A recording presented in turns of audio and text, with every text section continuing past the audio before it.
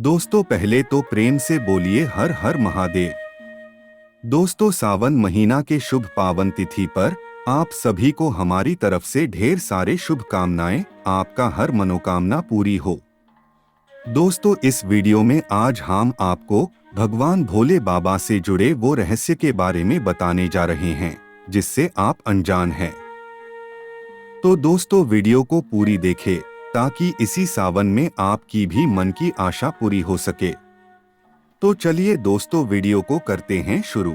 दोस्तों भगवान शिव अर्थात पार्वती के पति शंकर, जिन्हें महादेव, भोलेनाथ, आदिनाथ आदि कहा जाता है।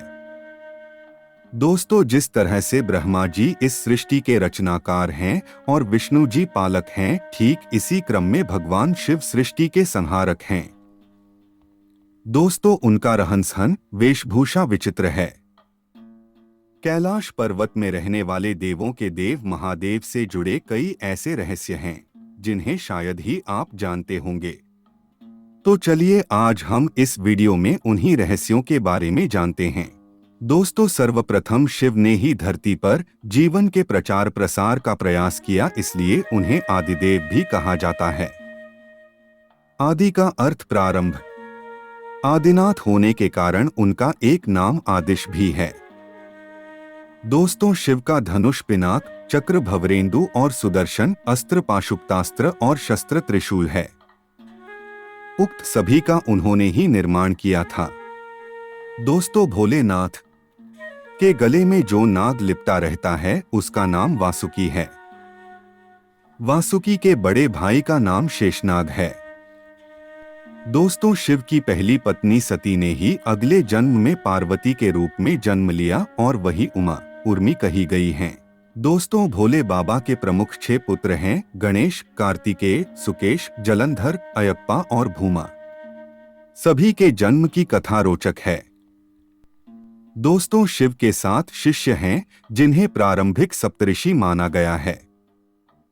इन ऋषियों ने ही शिव के ज्ञान को संपूर्ण धरती पर प्रचारित किया, जिसके चलते भिन्न भिन्न धर्म और संस्कृतियों की उत्पत्ति हुई। दोस्तों शिव ने ही गुरु और शिष्य परंपरा की शुरुआत की थी।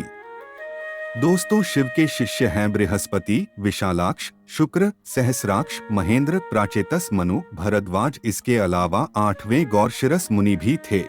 दोस्तों शिव के गणों में भैरव, वीरभद्र, मणिभद्र, चंदिस, नंदी, श्रृंगी, भृगृटी, शैल, गोकर्ण, घंटाकर्ण, जय और विजय प्रमुख हैं। दोस्तों इसके अलावा पिशाच, दैत्य और नागनागिन पशुओं को भी शिव का गण माना जाता है। दोस्तों भगवान सूर्य, गणपति, देवी, रुद्र और विष्णु ये शिव पंचायत कहलाते हैं। दोस्तों नंदी, स्कंद, त्रिटी, वृषभ, भृंगी, गणेश, उमामहेश्वर और महाकाल।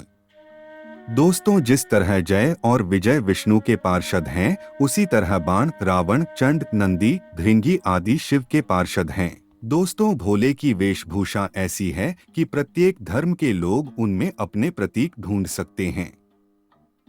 दोस्तों मुशरिक, यजीदी, साबीन, सुबी, इब्राहिमी धर्मों में शिव के होने की छाप स्पष्ट रूप से देखी जा सकती है। दोस्तों शिव के शिष्यों से एक ऐसी परंपरा की शुरुआत हुई जो आगे चलकर शैव, सिद्ध, नाथ, दिगंबर और सूफी संप्रदाय में विभक्त हो गई। दोस्तों ख्याति प्राप्त विद्वान प्रोफेसर उपासक का मानना है कि शंकर ने ही बुद्ध के रूप में जन्म लिया था। दोस्तों उन्होंने पाली ग्रंथों में वर्णित 27 बुद्धों का उल्लेख करते हुए बताया कि इनमें बुद्ध के 3 नाम अति प्राचीन हैं: तणंकर, शणंकर और मेघंकर। दोस्तों भगवान भोले शंकर को देवों के साथ असुर, दानव, राक्षस, पिशाच, गंधर्व, यक्ष आदि सभी पूजते हैं। दोस्तों वे रावण को भी वरदान देते हैं और राम को भी। उन्होंने भस्मासुर, शुक्राचार्य आदि कई असुरों को वरदान दिया था। दोस्तों शिव सभी आदिवासी, वनवासी जाति, वर्ण, धर्म और समाज के सर्वोच्च देवता हैं। दोस्तों वनवासी से लेकर सभी साधारण व्यक्ति जिस चिन्ह की पूजा कर सकें, उस पत्थर के ढेले बटिया को शिव का चिन्ह माना जाता है। दोस्तों इसके अलावा रुद्राक्ष और त्रिशूल को भी शिव का चिन्ह माना गया है। दोस्तों, कुछ लोग डमरू और अर्धचंद्र को भी शिव का चिन्ह मानते हैं, हालांकि ज्यादातर लोग शिव ज्योति का पूजन करते हैं। दोस्तों, भोले ने भस्मासुर से बचने के लिए एक पहाड़ी में अपने त्रिशूल से एक गुफा बनाई और वे फिर उसी गुफा में छिप गए। दोस्तों, वह गुफा जम्मू से 150 किलोमीटर दूर त्रिकुटा की पहाड़ियों पर है। दोस्तों, दूसरी ओर भगवान शिव ने जहां पार्वती को अमृत ज्ञान दिया था, वह गुफा अमरनाथ गुफा के नाम से प्रसिद्ध है। दोस्तों, श्रीलंका में रतन द्वीप पहाड़ की चोटी पर स्थित श्रीपद नामक मंदिर में शिव के पैरों के निशान हैं। ये पदचिह्न 5 फुट 7 इंच लंबे और 2 फुट 6 इंच चौड़े हैं। इस स्थान को सिवानोली पदम कहते हैं। कुछ लोग इसे आदम पीक कहते हैं। दोस्तों, तमिलनाडु के नागपट्टिनम जिले के थिरुवेंगडू क्षेत्र में श्री स्वेदारणेश्वर का मंदिर में भोलेनाथ के पदचिह्न हैं, जिसे रुद्रपदम कहा जाता है। दोस्तों, इसके अलावा थिरुवन्नामलाई में भी एक स्थान पर शिव के पदचिह्न हैं। दोस्तों, असम के तेजपुर में ब्रह्मपुत्र नदी के पास स्थित रुद्रपद मंदिर में शिव के दाएं पैर का निशान है।